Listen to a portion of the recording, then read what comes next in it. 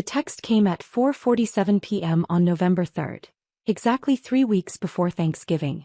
Dad, Sarah, about Thanksgiving this year. Diana and I think it's best if you sit this one out. I stared at my phone in the middle of a client meeting. My senior associate, Marcus, noticed my expression and quietly took over the presentation. I stepped out into the hallway of our firm's headquarters, the glass walls offering a panoramic view of downtown Seattle. What do you mean sit it out? Dad, Diana is bringing some important colleagues from her firm.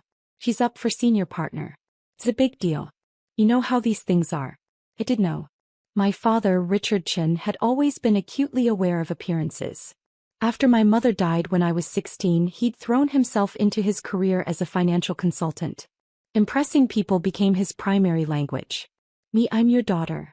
Dad, don't be dramatic. Diana's an environmental lawyer. She argues cases in front of senators. Her colleagues are influential people. You do drafting work, right? Some technical thing? It's just not the same level, sweetheart. You understand? I didn't respond immediately. I stood there, 34 years old, looking out at the Seattle skyline where 3 buildings bore my architectural signature. The newest one, the Cascade Tower, had been featured in Architectural Digest 2 months ago. I understand perfectly. Daggett. We'll do something after the holidays. Just us. I promise. He'd been promising just us time for 3 years, since he started dating Diana Fitzgerald. None of those promises had materialized. I returned to the conference room where Marcus had smoothly transitioned to discussing sustainable materials integration. Our client, the CEO of Pacific Environmental Solutions, nodded enthusiastically. She didn't know that I'd designed her company's headquarters 2 years ago under our firm's name, Morris & Associates. Most people didn't know. I preferred it that way. Ms. Chen, the CEO said when I rejoined them, Marcus was just explaining your innovative approach to green building standards. I have to ask, is it true you have an AIA gold medal? Yes, I said simply. 2019. The American Institute of Architects Gold Medal. The highest honor in American architecture. At 31, I'd been the youngest recipient in 40 years. The award sat in my apartment, not in my office. Accolades made me uncomfortable. Marcus grinned. He was one of the few people who understood my pathological humility. She's also been nominated for the Pritzker Prize twice, but she won't tell you that. The Pritzker Prize? The CEO's eyes widened. That's like the Nobel Prize of Architecture. I didn't win, I said quickly. The nomination doesn't mean much. Marcus laughed. She designed the Seattle Climate Research Center that won the AIA Institute Honor Award. The Vancouver Sustainability Tower. The Portland Green Corridor Complex. But sure, Sarah, you just do drafting work. I'd used those exact words before. My father had asked me once years ago what I did all day. Drafting, I'd said, because explaining sustainable architectural design to someone who wasn't interested felt exhausting. He'd nodded, satisfied with the answer, and never asked again. That evening I sat in my apartment, a modest 2-bedroom in Capitol Hill that I'd owned for 6 years, and thought about Thanksgiving. My father didn't know that Morris & Associates was the premier sustainable architecture firm in the Pacific Northwest. He didn't know that I was a principal, not just an employee. He didn't know that I'd been featured in Architectural Record, that I'd given a keynote address at the International Green Building Conference in Geneva, or that I consulted for the UN on sustainable urban development. He'd never asked. My phone buzzed. Dad, Diana wanted me to mention, please don't tell people at your work about Thanksgiving. She doesn't want any awkwardness if it somehow gets back to her colleagues. You know how office gossip spreads. I set the phone down without responding. The next 3 weeks passed in their usual controlled chaos. I had 4 major projects in development: a corporate headquarters in San Francisco, a mixed-use development in Portland, a university research facility in Vancouver, and the project I cared about most, a low-income housing complex in Seattle's Central District that would set new standards for affordable, sustainable living. On November 15th, I attended a construction milestone meeting for a project that would become relevant very soon: the Fitzgerald Environmental Law Partners building. I didn't make the connection immediately. Fitzgerald isn't an uncommon name. The project had been in development for 2 years, long before my father started dating Diana.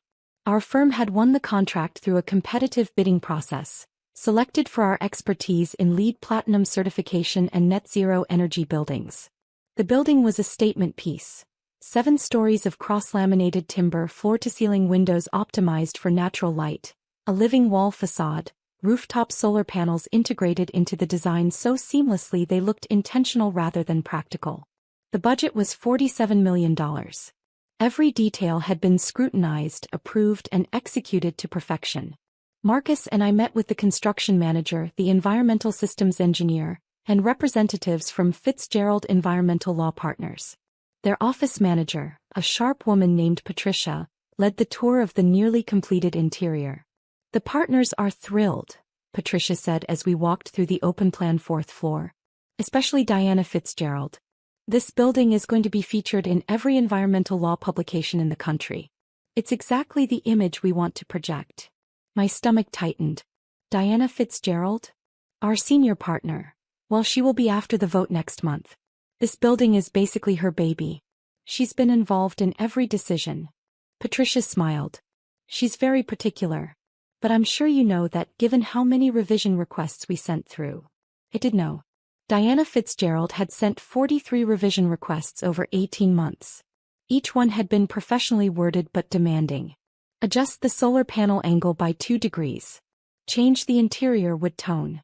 Modify the entrance canopy. I'd accommodated most of them because the client's vision mattered, even when it bordered on excessive. I'd never met her in person. All communications went through Patricia or other firm representatives. Project architects rarely interact directly with clients at that level. We have account managers for that. "When does the firm move in?" I asked carefully. "December 1st. 2 weeks. We're planning a grand opening on December 10th. The mayor's coming, several city council members, representatives from the EPA." Patricia beamed. "Diana wants to invite the governor. This building represents everything their firm stands for." Marcus shot me a look. He knew about my father's Thanksgiving text. I told him during one of our late-night work sessions, the kind where exhaustion makes you more honest than you intend to be. "I'm sure it'll be a wonderful event," I said neutrally. We finished the walkthrough. The building was perfect. My team had ensured every detail met not just code requirements but our own higher standards. The geothermal heating system, the rainwater collection infrastructure, the smart glass that tinted automatically to reduce cooling costs. It was my best work. In the lobby, workers were installing the final piece, a large bronze plaque next to the entrance. Fitzgerald Environmental Law Partners building designed by Morris and Associates Principal Architect Sarah Chin, FAIA Gold Medal recipient, 2019 LEED Platinum Certified Net Zero Energy Building completed November 2024.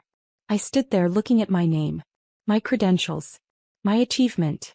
Diana Fitzgerald would walk through these doors in 2 weeks and see it. "Sarah." Marcus touched my arm. "You okay?" "I'm fine," I said. "Let's get back to the office."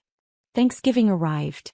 I spent it alone in my apartment with Thai takeout and a documentary about Bauhaus architecture. My phone remained silent. Dad didn't text. He was presumably hosting Diana and her important colleagues, showing off his condo in Bellevue, playing the role of successful bachelor with the beautiful lawyer girlfriend. I didn't feel sorry for myself. I felt numb. At 8:30 p.m. my phone rang.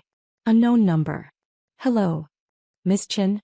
This is Patricia Huang from Fitzgerald Environmental Law Partners. I'm so sorry to call on Thanksgiving." "It's fine. Is everything okay with the building?" "Oh yes. Everything's perfect. I'm actually calling because we're finalizing the guest list for our grand opening on December 10th, and Diana specifically requested that you attend. She wants to personally thank the architect. We're having a formal ceremony, press coverage, the whole thing. You'd be seated with the VIP guests, of course." My mouth went dry. I appreciate the invitation, but I typically don't attend client events. It's not really my. Diana was very insistent. She said, and I quote, "I want to meet the genius who designed this building. She's been praising your work to everyone. Please say you'll come." Thought about my father. About Thanksgiving dinner happening right now, probably winding down, Diana charming her colleagues, Dad playing the proud supportive boyfriend. "I'll be there," I said. December 1st came faster than expected. The Fitzgerald firm officially moved into their new building. I monitored the transition remotely. Our firm always tracked the first weeks of occupancy to catch any issues early. Everything functioned flawlessly. The smart building systems reported optimal energy usage. The air quality sensors showed perfect readings. The solar panels generated even more power than projected. On December 3rd, I received an email from Patricia with the grand opening itinerary. The ceremony would begin at 6 p.m. Speeches from Diana Fitzgerald, the mayor, and a representative from the American Institute of Architects. Then a reception on the 4th floor with catering by one of Seattle's premier sustainable food companies. At the bottom of the email, dress code, business formal. This is a significant event for our firm's reputation. I owned exactly 2 formal business outfits. Architecture isn't a field that requires much formal wear. We're usually in hard hats and work boots at construction sites or casual wear at the office. I'd need to go shopping. Marcus insisted on coming with me. You're going to show up looking like the absolute professional you are, he declared, steering me into a boutique in downtown Seattle. None of this, I'll just wear the black pantsuit I bought in 2018 nonsense. I ended up with a tailored navy dress and blazer, expensive but understated. Professional. The kind of outfit that said, I belong here without screaming for attention. On December 9th, the day before the event, Dad texted. Dad, Diana's firm is having a big grand opening tomorrow for their new building. Very fancy event. Governor might be there. She's nervous but excited. I stared at the message for a full minute. Me, that's nice. Dad, she's worked so hard for this senior partnership. This building is going to seal the deal. Some kind of environmental showcase. Very impressive. Me, I'm sure it is. Dad, anyway, just wanted to share. Hope work is going well for you. We should really get lunch sometime soon. I didn't respond. That night I barely slept. I kept imagining different scenarios. Diana seeing my name on the plaque and not making the connection. Chin is a common name. Diana making the connection but not caring. Diana making the connection and feeling embarrassed. That last option seemed most likely and most satisfying, and I felt guilty for feeling satisfied. I didn't want to be vindictive. I just wanted to be seen. December 10th arrived cold and clear. Seattle winter at its most beautiful. Sharp air, blue sky. The city lights already twinkling even though it was only 4 p.m. I dressed carefully. The navy outfit looked good. Professional. I wore minimal jewelry.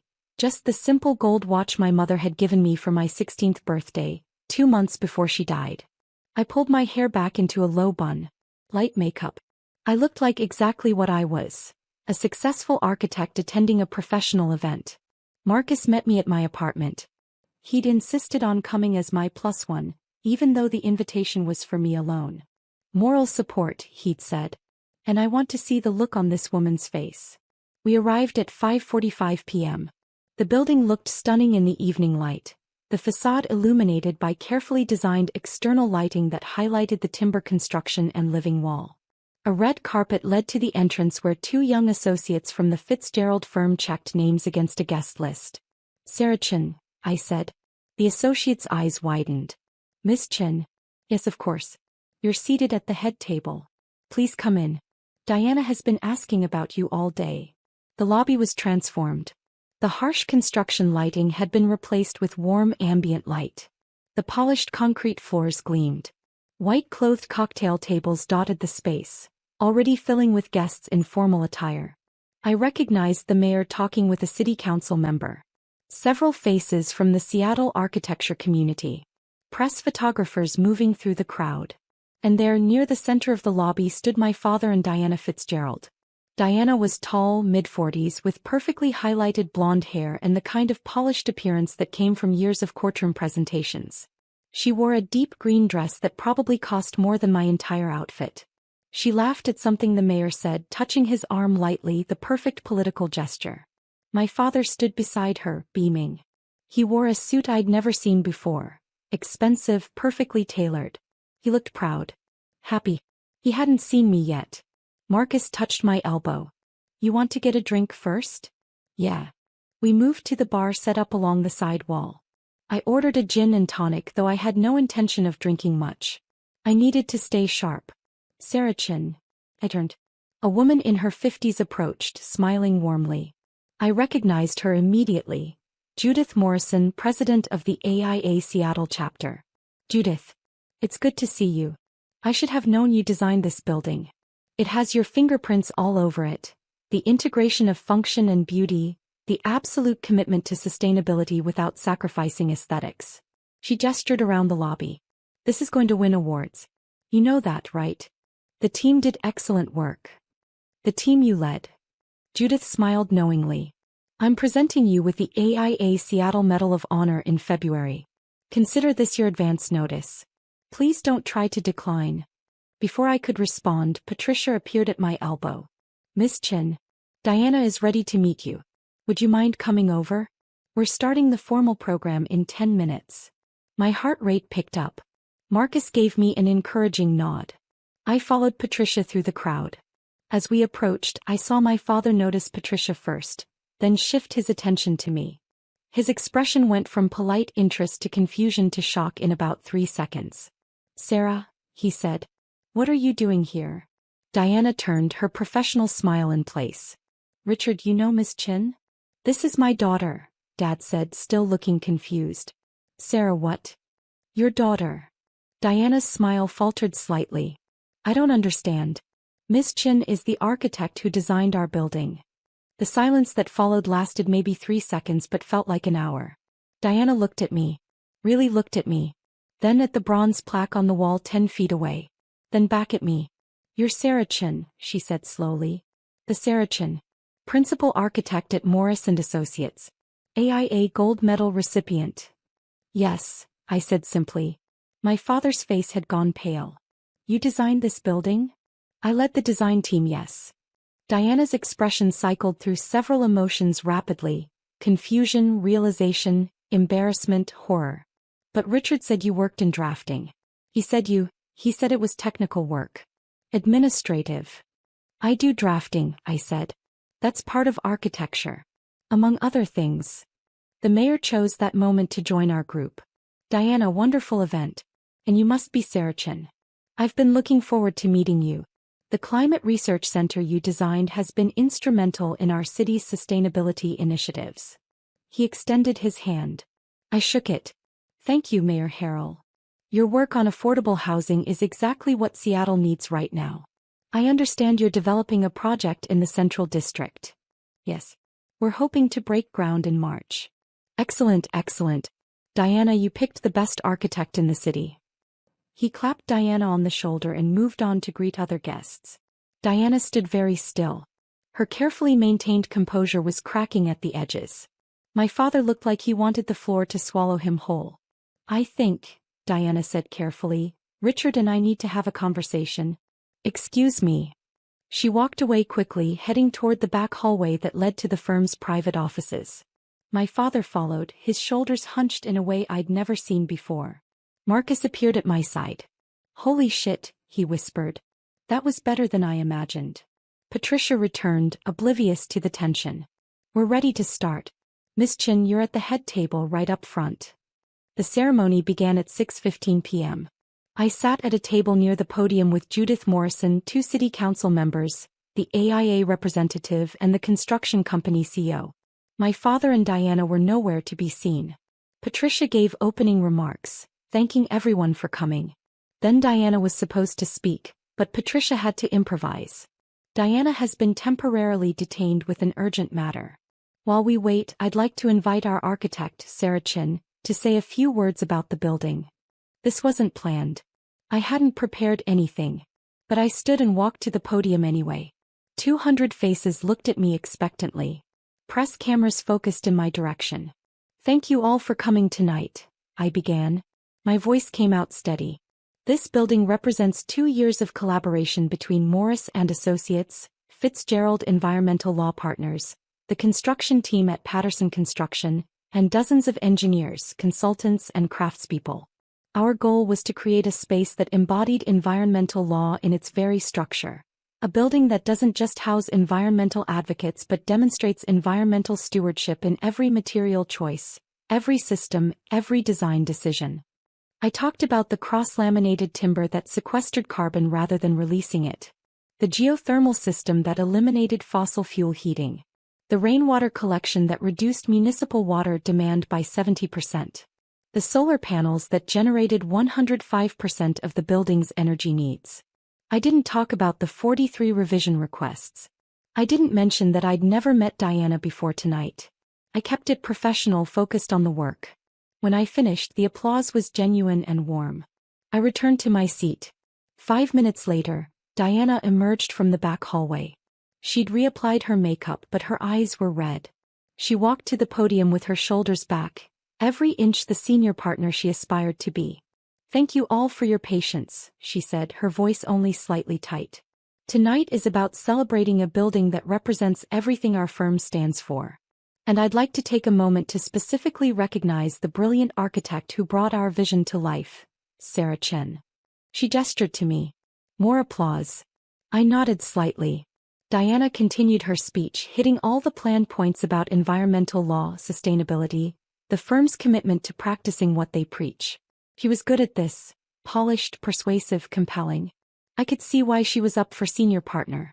But she kept glancing at me. And I noticed she never mentioned my father, who had reappeared and was sitting at a table in the back corner, looking miserable. After Diana, the mayor spoke. Then the AIA representative gave brief remarks about sustainable design. Then Patricia announced that the reception was open and invited everyone to the 4th floor. I tried to slip out quietly. I'd fulfilled my obligation. I'd attended the event, been recognized, represented my firm professionally. Now I could leave. "Sarah, wait." Diana's voice. I turned. She stood alone, her colleagues already heading upstairs to the reception. Up close, I could see the strain on her face. "Can we talk?" she asked. "Privately." I hesitated, then nodded. She led me to a small conference room off the main lobby. We sat across from each other at a table designed for 8. "I owe you an apology," Diana said. "Several apologies, actually. But first, why didn't you tell me? When I sent all those revision requests, when we communicated through Patricia, why didn't you ever mention that you were Richard's daughter?" "You never asked," I said. "And it wasn't relevant to the project. You were the client. I was the architect. Our personal connections don't matter when we're working." "But if I'd known, what would have changed?" I asked. "Would you have treated the project differently? Would you have sent fewer revision requests?" Diana flinched. "Probably not. But I would have. I would have at least acknowledged who you were. The way you acknowledged me at Thanksgiving?" Her face went red. "Richard told me tonight that he uninvited you from Thanksgiving. He said he told you I thought you weren't, that your work wasn't." She closed her eyes. "I didn't ask him to do that.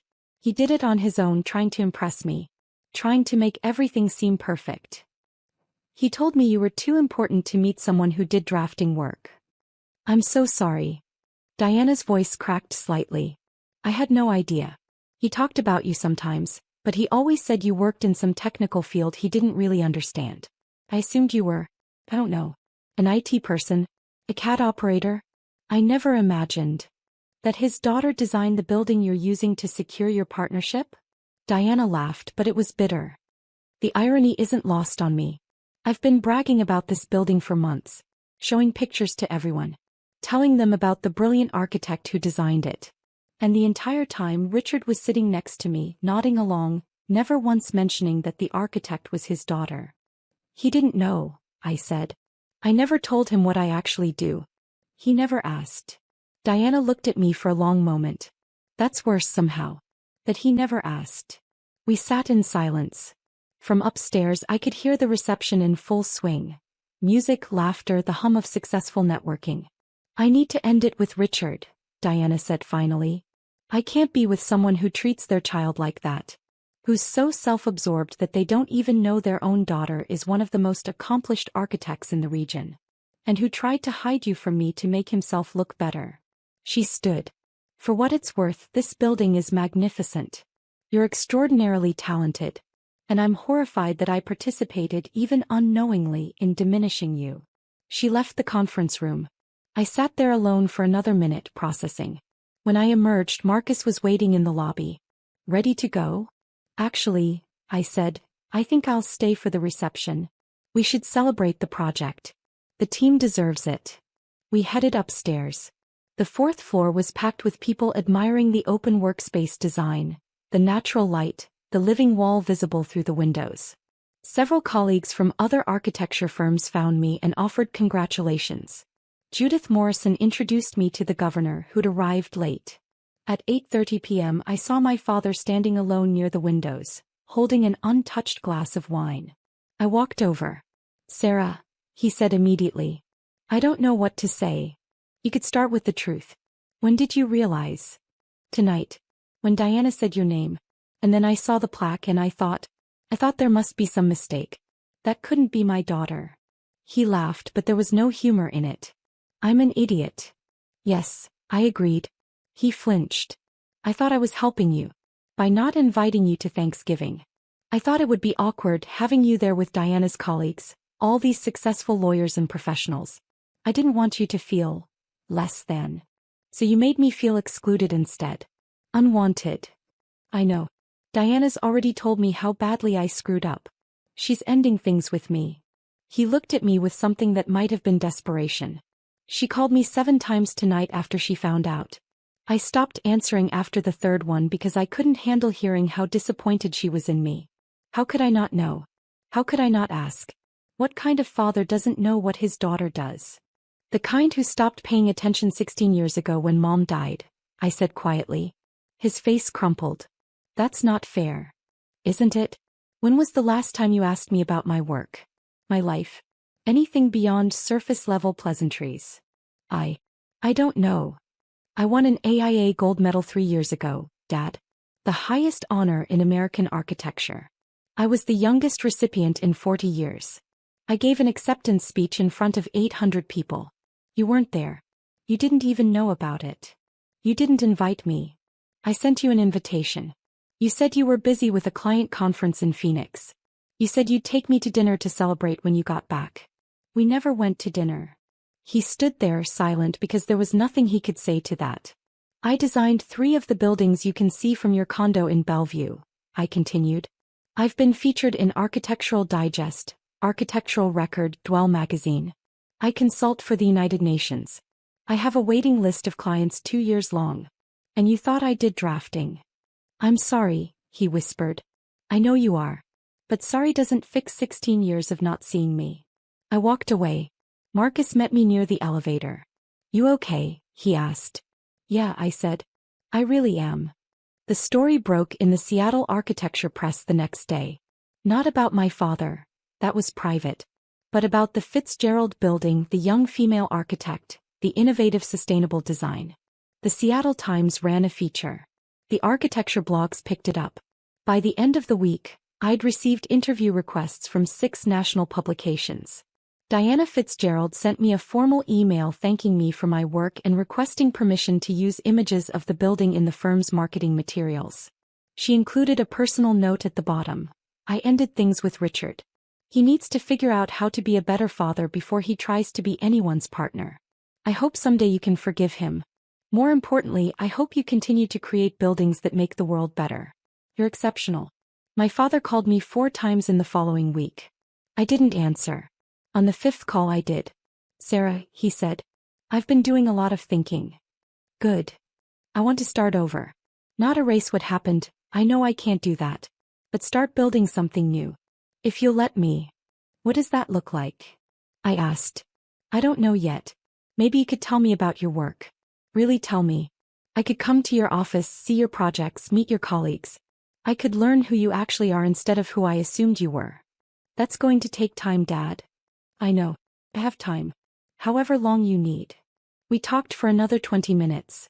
It was awkward, halting, filled with long pauses. But it was a start. 3 weeks later he came to my office. Marcus gave him a comprehensive tour while I was at a site visit. When I returned, Dad was sitting in our conference room looking at the wall where we displayed images of completed projects. "You built all of these?" he asked. "Led the teams that built them, yes." He walked closer to the images. The Climate Research Center. The Vancouver Sustainability Tower. The Fitzgerald Building. The Affordable Housing Project renderings. "Your mother would be so proud," he said, his voice thick. "I know," I said. "I wish she could see them." She always said you saw the world differently than everyone else. That you could look at empty space and see possibility. He turned to me. I should have paid attention. I should have looked. You're looking now. It wasn't forgiveness. Not yet. But it was something. 6 months later, I attended the AIA National Convention in Washington, D.C. The Fitzgerald Building won the Coat Top 10 Award for Sustainable Design. I accepted the award on stage in front of 3,000 architects from around the world. My father was in the audience. I'd sent him an invitation and this time he came. After the ceremony he found me in the crowd. I'm proud of you, he said. I should have said that years ago. I'm saying it now. Thank you, I said. Diana was right to end things with me. I wasn't worthy of her. And I wasn't worthy of being your father. He paused. I'm trying to be better. I'm trying to be someone who deserves to be in your life. You're my father, I said. You're already in my life. The question is what kind of relationship we build from here. I'll take whatever you're willing to give me. We had lunch the next day. And the week after that. And slowly, carefully we started building something new. Not the relationship we'd had before Mom died. That was gone and we both knew it. But something different. Something based on seeing each other clearly. He started reading about architecture. He asked questions about my projects. He came to the groundbreaking ceremony for the affordable housing complex. He met Marcus and the rest of my team. He learned the language of my world because he wanted to understand it, not because he had to impress anyone. It was hard work. Some days I was still angry. Some days he said the wrong thing. But we kept showing up. A year after the Fitzgerald Building grand opening, Diana reached out. She'd made senior partner. She wanted to commission Morris and Associates for an expansion project, a second building to house the firm's growing environmental justice division. I'd like you to lead the design, she wrote. If you're comfortable working with me again. I was. The expansion project was even more ambitious than the first building. And this time when we met to discuss the vision she asked about my family, about my father, about whether things had gotten better. They're better, I said. Different but better. Good. He didn't deserve you, but maybe he'll grow into someone who does. The second building broke ground in spring. My father attended the ceremony. He stood with Marcus and my team watching the excavators begin their work and he looked proud. That Thanksgiving, the first Thanksgiving after the Fitzgerald Building opened, Dad called me in early October. I'm hosting Thanksgiving this year, he said. Just us. I'm cooking. And I'm probably going to ruin the turkey, but I'm trying. Will you come? What about Diana? I asked. She moved to Portland. Took a position with a firm there. We're friendly but we're not together. This is about us, Sarah. You and me. I thought about it for a long time. Okay, I said finally. I'll come. Thanksgiving came. He did ruin the turkey, it was dry as dust. But the mashed potatoes were good, and the pie was from a bakery neither of us had the skill to attempt. We sat at his dining table, the Bellevue skyline visible through the windows, and we talked. Really talked. He asked about my current projects. I told him about the affordable housing complex, about the challenges of designing sustainable buildings on a limited budget, about the community meetings where residents shared what they needed in their homes. He listened. He asked questions. He saw me. I missed so much, he said as we cleaned up. 16 years of your life. Your achievements. Your struggles. All of it. You can't get it back, I said. But you can be here now. I'm here, he said. I'm not going anywhere. We stood at his sink washing dishes together, and I realized this was what I'd wanted all along. Not grand gestures or dramatic apologies. Just this. Someone paying attention. Someone seeing who I actually was. The Fitzgerald Building stood downtown, its bronze plaque catching the city lights. My name. My achievement. My proof that I existed in the world as something more than someone's overlooked daughter. But here in my father's kitchen washing dishes and making awkward conversation, I found something the plaque couldn't give me. The beginning of being seen by someone who should have been looking all along. It wasn't a fairy tale ending. We still had years of work ahead of us, years of learning how to be family again. But it was a foundation. And as an architect I understood the importance of a solid foundation. Everything else we could build from there.